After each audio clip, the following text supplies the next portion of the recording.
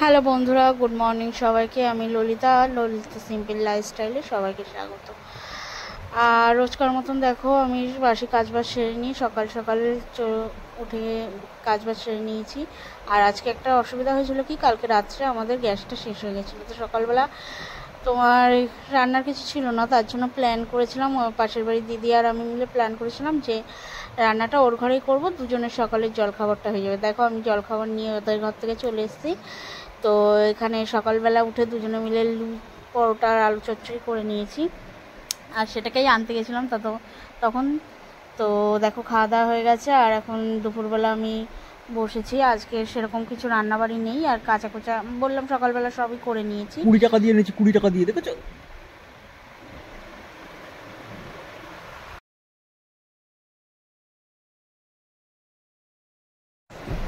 আর এখানে দেখো তোমাদের দাদা একটা গার্ডওয়ালা চিপড়ে আনতে বলেছিলাম, তো 20 টাকা দিয়ে ও এটা নিয়ে এসছে।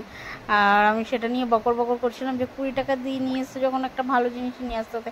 এটা তো সামান্য মশারি কেটে আমি করতে পারতাম, সে মশারি কেটে দিয়ে শুধু বেঁধে দিয়েছে, এটার দাম 20 টাকা নিয়েছে। সেই জন্য আমি ওকে বকাবক করছিলাম। ও যখনই বাজে যায় না, উল্টো পাল্টা জিনিস নিয়ে এসে চলে আসে। তো চলো এখানে স্নান দান সেরে আমি এখানে রান্না বসিয়ে দিয়েছি। আর আজকে দুপুরে বলেছিলাম আমি বেশি কিছু রান্না করবো না, তো সেই জন্য রান্নার চাপটা অতটা ছিল না, কারণ সারা সপ্তাহ তোমার মশলা ঝাল খেতে খেতে না আমি একদিন বলেছিলাম, তা আজকে বললাম যে চলো আজকে নর্মালি ফেনাবাদ করে নিই, ফেনাবাদ আর ডিম ভাজা করে নিই। তো এখানে দেখো ডিম ভাজাটা আমার হয়ে গেছে, আর এখানে আমি একটু শুকনো লঙ্কা ভেজে দিচ্ছি, শুকনো লঙ্কা তেল দিয়ে ভেজে নিচ্ছি, ঠিক আছে। গরম গরম ফেনাবাতের মধ্যে এরকম তেল দিয়ে শুকনো লঙ্কা ভাজা আর ডিম ভাজা খেতে দারুণ লাগে, ঠিক আছে। একদম নর্মাল সিম্পল খাবার। আর এখন গরম পড়েছে, তো এখন গরমের দিকটা তো না এটাই বেশিরভাগ আমাদের ঘরে চলে। তো দেখো এখানে আমি ভাজছি, আর তোমার দাদা পেছন থেকে এসে আমার সঙ্গে বকবক করে যাচ্ছে। আর ও কি করে জানো, কন্টিনিউয়াসলি ও শুধু ঘরে তো কেউ থাকে না, শুধু আমরা দুজনেই থাকি, তো তার মধ্যে ও কী করে সবসময় আমার পেছনেই লাগতে থাকে। ওটাই হচ্ছে ওর মেইন একটা বড় কাজ, আমাকে বিরক্ত না করলে ওর মনে হচ্ছে যেন সেই পেটে, কথাই বলে না পেটের ভাত হজম হয় না, ওটা হচ্ছে ওর হজম হয় না পেটের ভাত। তো চলো তোমাদের সঙ্গে বকবক করতে করতে আমি কাজটা সেরে নিই।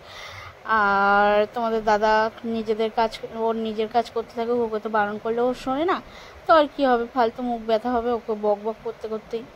তো ওর কাজ করুক, আমি আমার কাজ করি। তো চলো এটা ভাজা হয়ে গেলে খেতে দেবো তোমাদের দাদা ভাইকে খেতে দেবো, আমি নিজেও খাবো। খাওয়া দাওয়ার পরে তো দুপুরবেলা একটু ঘুমিয়ে নিয়েছিলাম, কারণ দুপুরবেলা একটু রেস্ট না নিলে হয় না সানডেতে। চলো চলো তো রিলস করতে। এরপর তোমার বিকালবেলা সাজগোজ করছিলাম, একটু রিলস বানানোর ছিল বাইরের দিকে।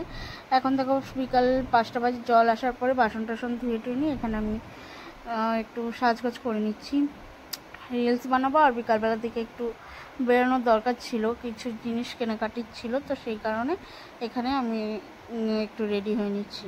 হলো তাড়াতাড়ি আর করো। হ্যাঁ বাবা করছি তো। তো তার মধ্যে দেখো তোমাদের দাদাভাই ক্যামেরা নিয়ে বাইরে বেরিয়ে গেছে, আর এইখানে দেখো আগাম বসে আছে আমাদের পাশের বাড়ির দিদিভাই, ও হচ্ছে আজকে আমার সঙ্গে রিলস বানাবে, তার জন্য এবার ওরা দুজন মিলে কথাবার্তা শুরু করেছে। আমি ওদিকে ঘরে ছিলাম, তার মধ্যে দেখো আকাশটা দেখাচ্ছে, কি দারুণ লাগছে না আকাশটা, আজকে খুব সুন্দর লাগছিল বিকালবেলা আকাশটা, তার জন্য আমি বললাম একটু আকাশটা দেখাও আমাদের। তো চলো আমিও চলে এসেছি।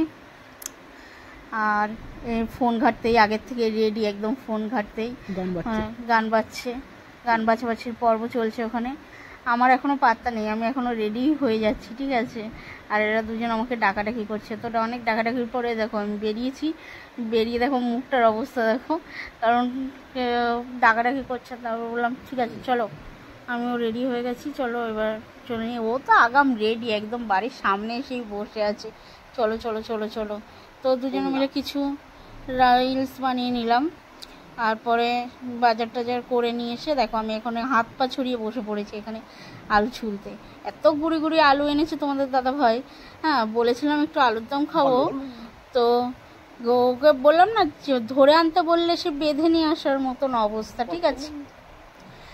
এখানে আর কি করা যাবে, তার জন্য আমি এখন দেখো আলুগুলো সিদ্ধ করে নিয়েছি, সিদ্ধ করে নিয়ে এখন ছুলতে বসেছি। আর সত্যি কথা বলতে এত গুঁড়ি আলু ছুলতে না ভীষণ পরিমাণে বিরক্ত লাগে, কি আর করা আছে, এনে যখন ফেলেছে তখন তো আর বাদ দিতে পারবো না। তো চলো আমি রান্না বসিয়ে আলুগুলো ছুলে নিয়ে ওদিকে হচ্ছে রান্নাটাও বসিয়ে দিয়েছি, বসিয়ে দিয়ে এসে এখানে একটু বসে বসে আমরা দুজন মিলে একটু গল্প করছিলাম যে কিভাবে এগাবো কি না এগাবো, সেই সমস্ত নিয়ে আলোচনা করছিলাম যে শুধুমাত্র যে জবটা করছি সেটা করলে তো হবে না, অন্য কিছু নিয়েও একটু ভাবতে হবে। তার জন্যই জাস্ট এটাই মজার ছলে খোলা হয়েছিল, ইউটিউব চ্যানেল বলো ফেসবুকের যে ইয়েটা আছে মজার ছলেই খোলা হয়েছিল। কিন্তু এর থেকে যদি আমরা কিছু আর্ন করতে পারি তো লাইফটা একটু দাঁড়াতে পারবো, সেরকমভাবে ভেবেই একটু খোলা হয়েছিল দুজনে মিলে।